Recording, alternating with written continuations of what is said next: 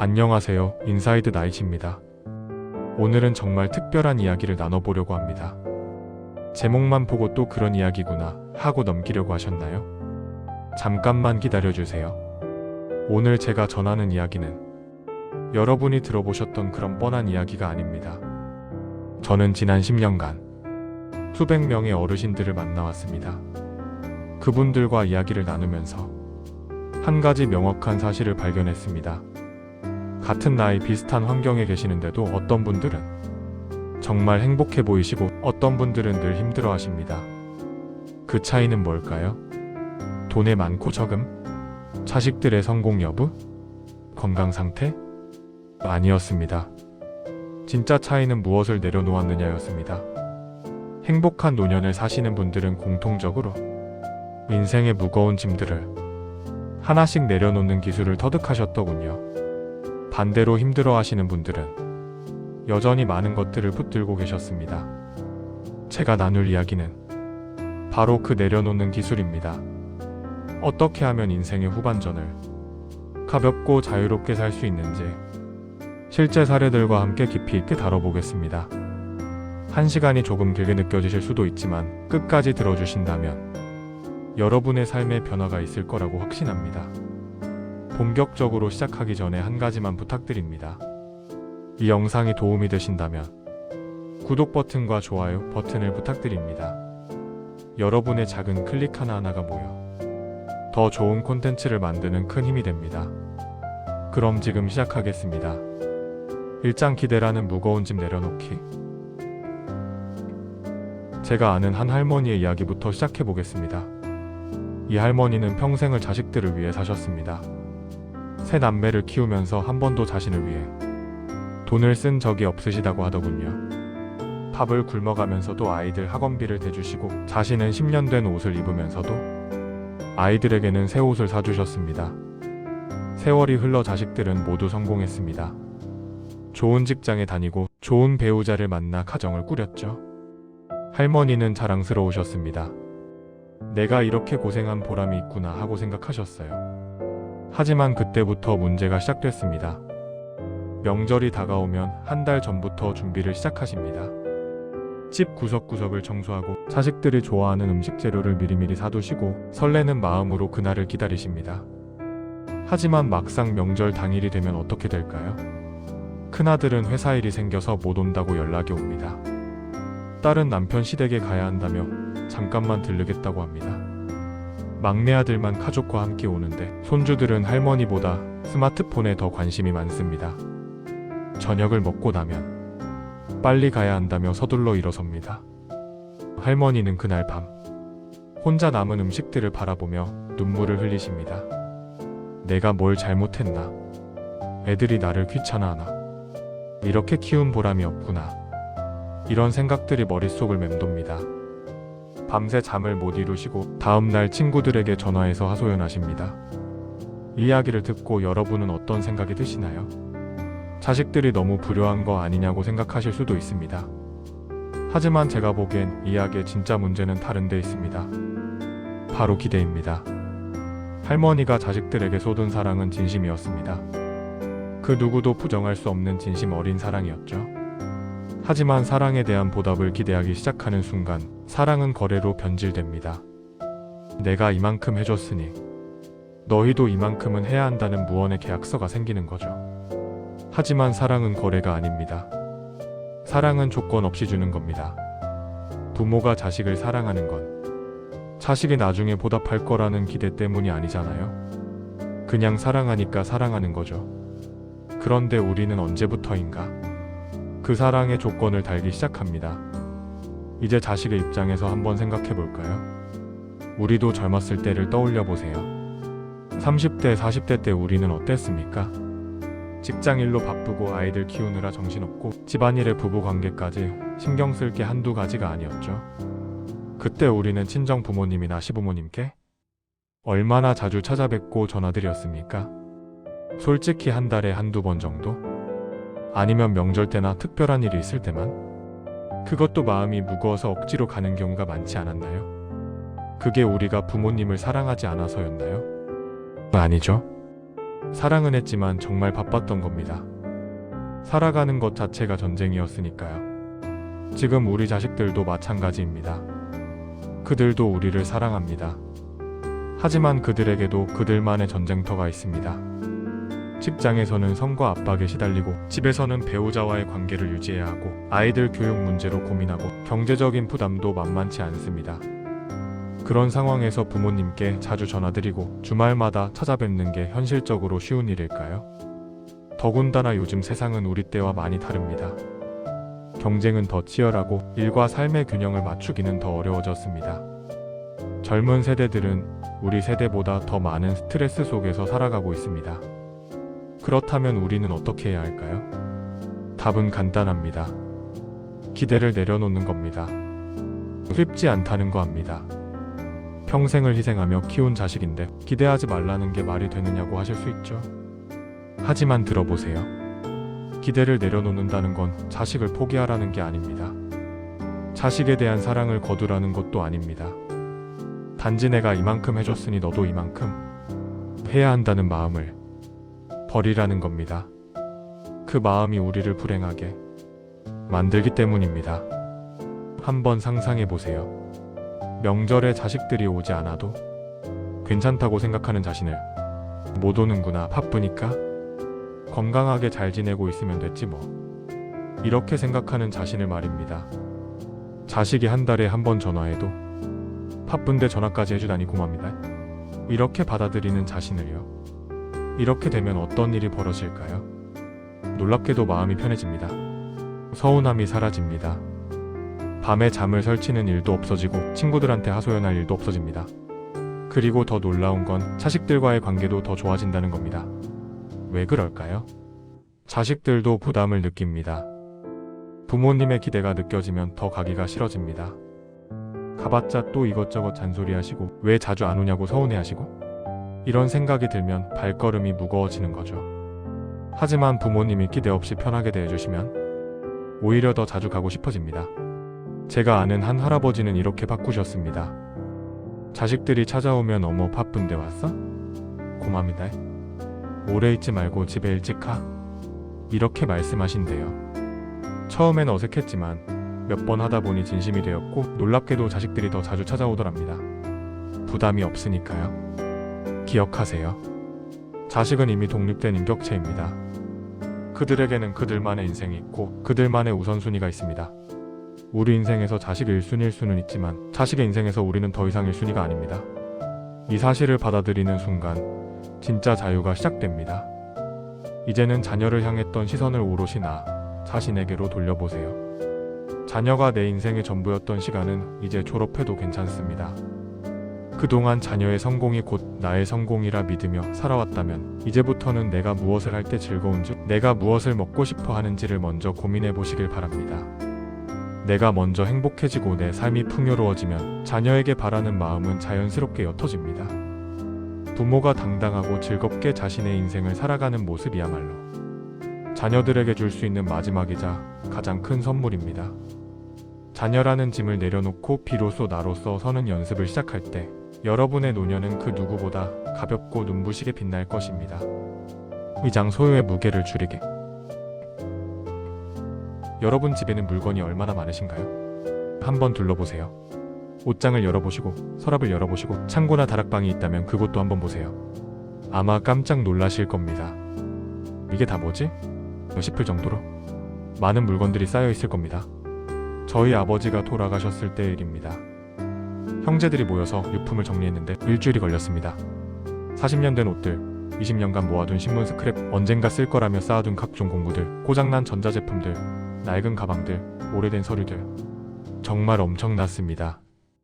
그 중에서 정말 필요했던 건 얼마나 될까요? 10%도 안 됐습니다.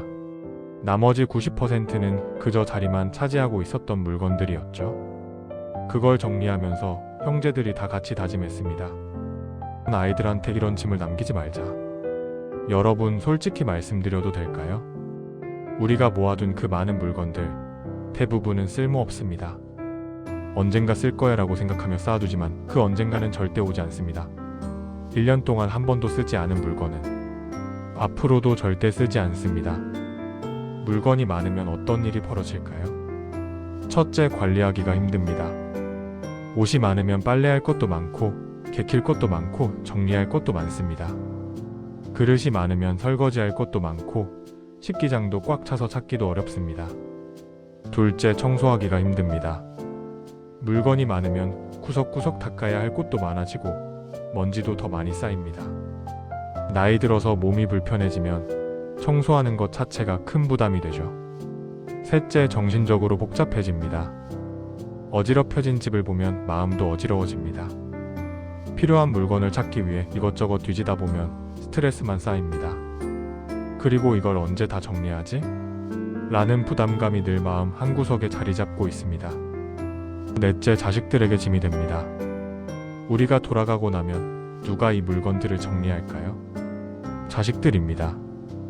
회사 휴가를 내서, 주말을 포기해서, 며칠씩 시간을 내서 우리가 평생 모아둔 물건들을 정리해야 합니다. 그게 과연 자식들을 위하는 길일까요? 그렇다면 어떻게 정리해야 할까요? 한꺼번에 다 하려고 하면 부담스럽습니다. 천천히 조금씩 시작하면 됩니다. 오늘은 옷장 하나, 내일은 서랍 하나, 이런 식으로 말이죠. 첫 번째 규칙 1년 법칙입니다. 1년 동안 한 번도 사용하지 않은 물건은 과감히 버리세요. 언젠가 쓸 수도 있잖아 라는 생각은 버리세요.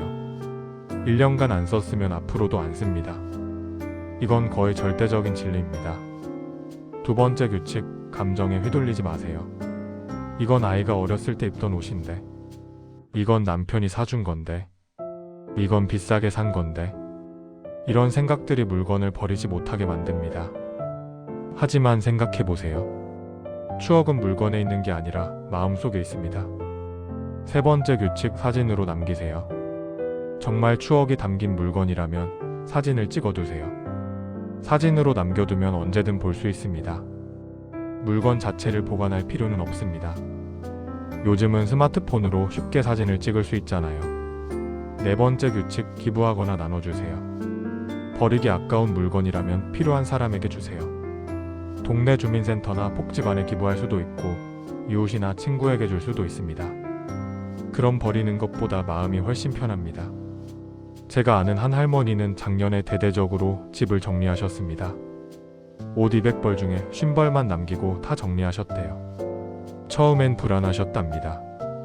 이것도 필요하고 저것도 필요한데. 하지만 6개월이 지난 지금 정말 만족하신답니다.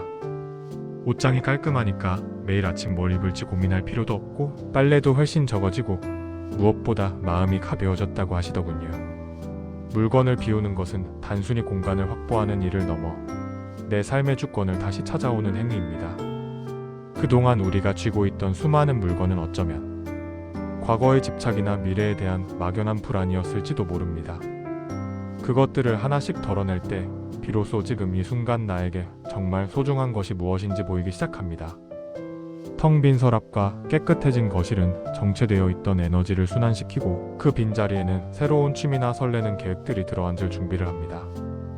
물건의 노예가 아닌 공간의 주인으로서 살아가기 시작할 때 여러분의 일상은 이전보다 훨씬 더 생동감 넘치고 풍요로워질 것입니다. 3장 완벽주의라는 촉새 풀기. 우리 세대는 완벽하게 살아야 한다고 배웠습니다. 집은 항상 깨끗해야 하고, 음식은 항상 맛있어야 하고, 부모로서 완벽해야 하고, 배우자로서도 완벽해야 했습니다.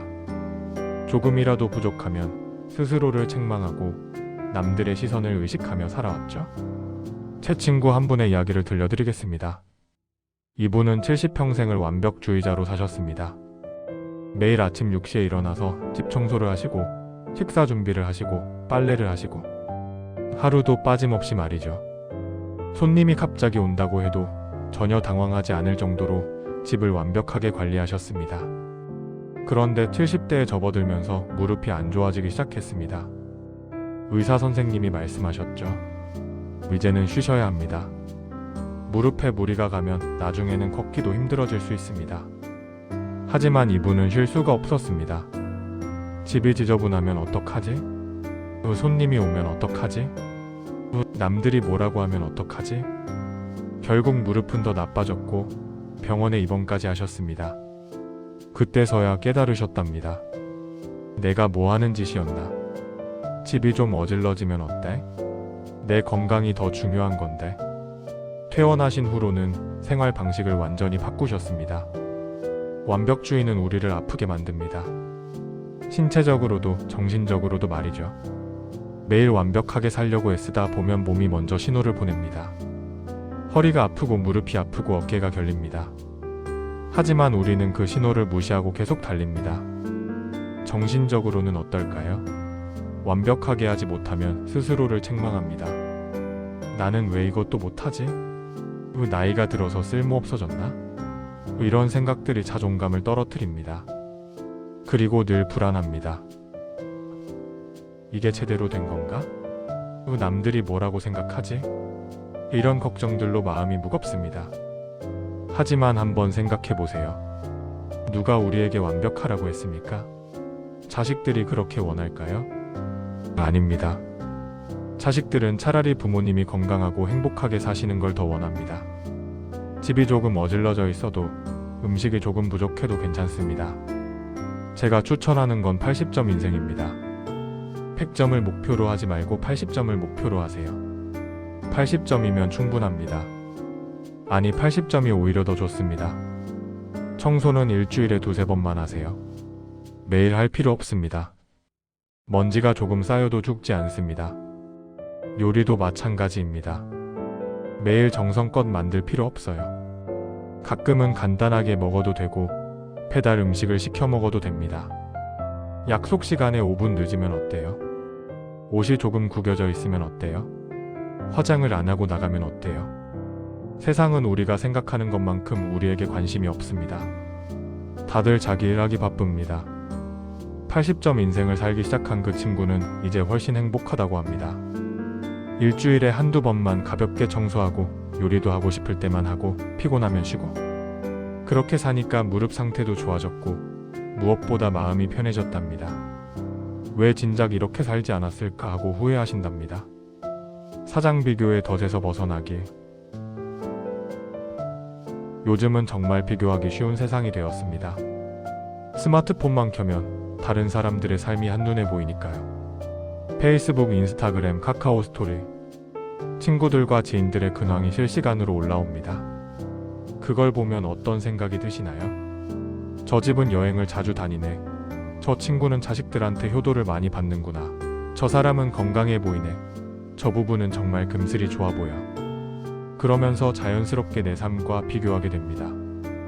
나는 왜 이 모양일까? 우리 자식들은 왜 전화도 잘 안 하지? 나도 저렇게 여행 다니고 싶은데 돈이 없네. 우리 남편은 왜 저렇게 안 해주지? 이런 생각들이 꼬리를 물고 이어집니다. 그리고 마음이 무거워집니다. 내 삶이 초라하게 느껴집니다. 하지만 여러분, 한 가지 명심하셔야 합니다. SNS는 그 사람의 전체 삶이 아닙니다. 하이라이트만 보여주는 거죠.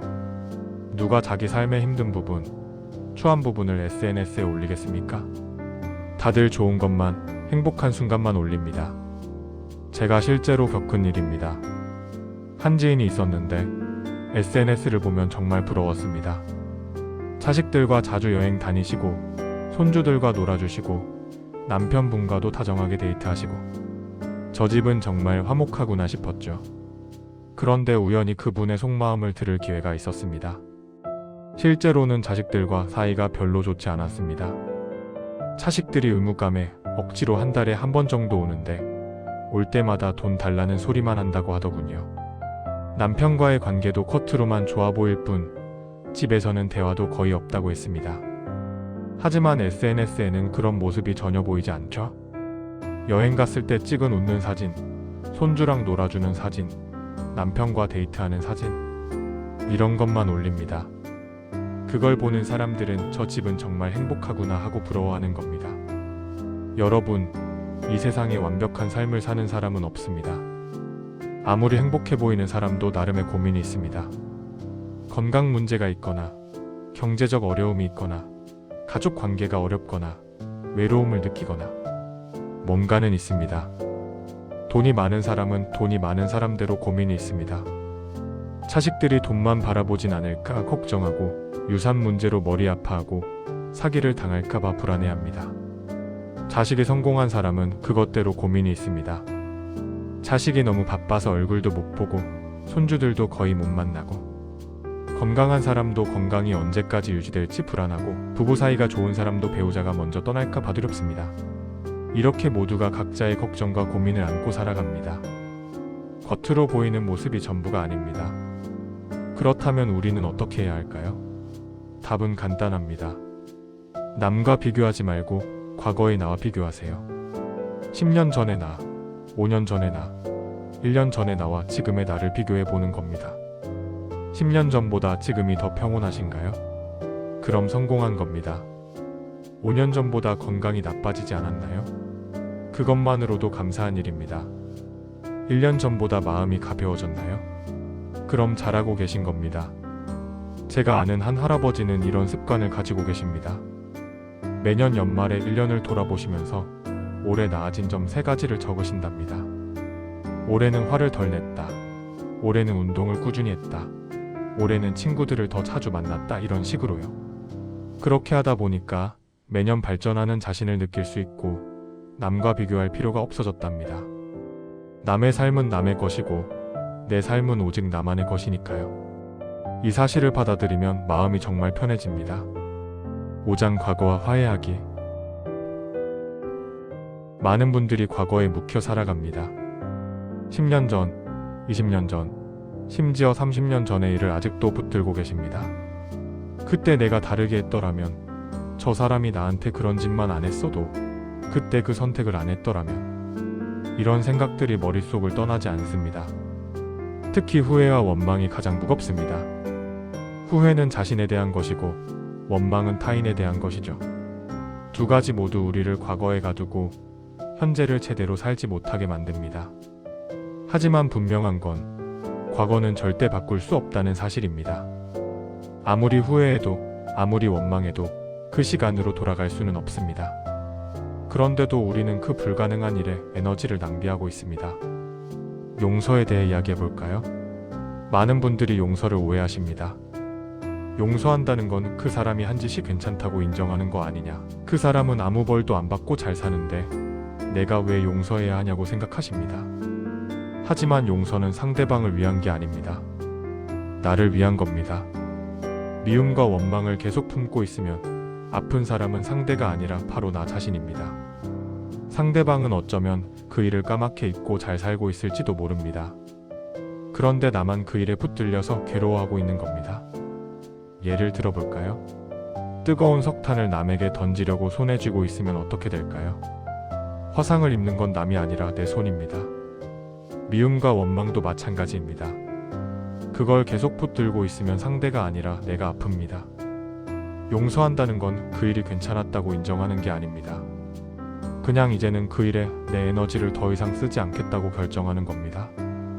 그 일은 그 일일 뿐, 내 현재와 미래까지 망치게 두지 않겠다고 선언하는 거죠. 타인을 용서하는 것만큼 중요한 게 나 자신을 용서하는 겁니다. 우리는 스스로에게 너무 가혹합니다. 그때 왜 그랬을까? 내가 좀 더 현명했더라면, 내가 더 노력했더라면. 끊임없이 자신을 채찍질합니다. 하지만 생각해보세요. 그때 우리는 최선을 다했습니다. 지금의 시각으로 보면 어리석어 보일 수 있지만 그때 우리는 우리가 알고 있는 것, 할 수 있는 것 중에서 최선을 선택했습니다. 그때는 그게 옳다고 믿었고 그게 최선이라고 생각했습니다.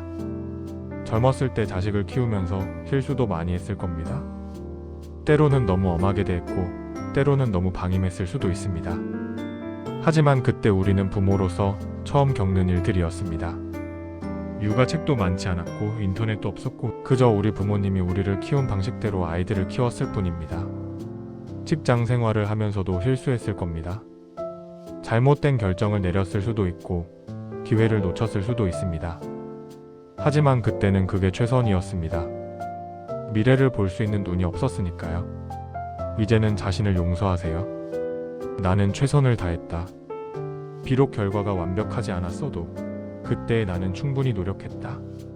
이렇게 말해주세요. 스스로에게 너그러워지세요. 그게 우리가 받을 자격이 있는 대우입니다. 6장 작은 기쁨 모으기. 나이가 들수록 큰 행복은 자주 오지 않습니다.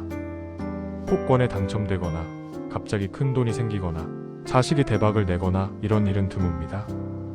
하지만 작은 행복은 매일 있습니다. 문제는 우리가 그걸 잘 못 본다는 겁니다. 아침에 눈을 떴을 때 몸이 아프지 않다면 그게 행복입니다. 창문을 열었을 때 상쾌한 공기가 느껴진다면 그게 행복입니다. 따뜻한 차 한 잔을 천천히 마실 수 있다면 그게 행복입니다. 산책하다가 예쁜 꽃을 발견했다면, 길고양이가 다가와 애교를 부린다면, 오랜만에 친구에게서 전화가 왔다면, 이 모든 게 행복입니다. 제가 실천하는 방법이 하나 있습니다. 매일 저녁 잠들기 전에 오늘 감사했던 것 3가지를 떠올려 봅니다. 처음엔 억지로라도 찾아야 했습니다. 오늘 감사한 게 뭐가 있지? 하면서요. 하지만 습관이 되니까 자연스럽게 감사한 것들이 보이기 시작했습니다. 행복은 거창한 데 있지 않습니다. 일상 속 평범한 순간들, 그 작은 순간들이 모여 행복한 삶을 만듭니다. 큰 행복을 기다리지 말고 작은 행복을 놓치지 마세요. 작은 기쁨을 더 풍성하게 누리기 위해서는 나만의 행복 목록을 구체적으로 만들어 보는 것이 좋습니다.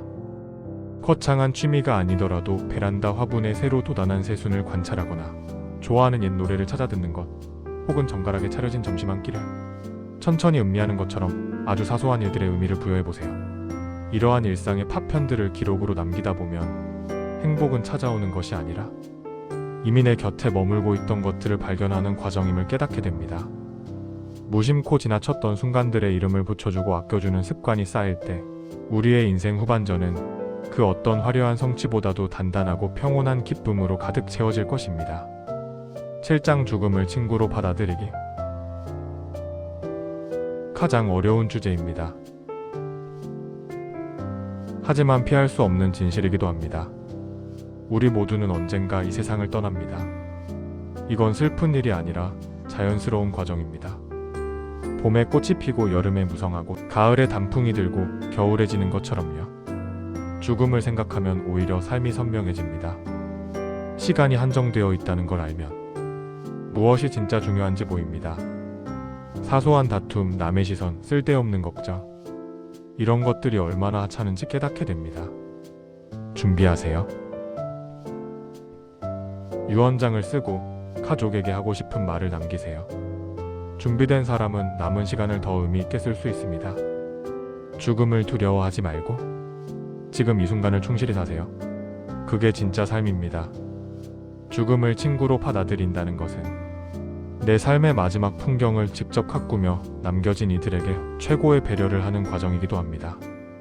아직 마음속에 응어리진 미움이 있다면 나 자신의 평온한 퇴장을 위해 먼저 용서의 손길을 내밀어보고, 내가 떠난 뒤 가족들이 당황하지 않도록 내 물건이나 정리 절차에 대해 미리 가벼운 대화를 나눠두는 것이 좋습니다.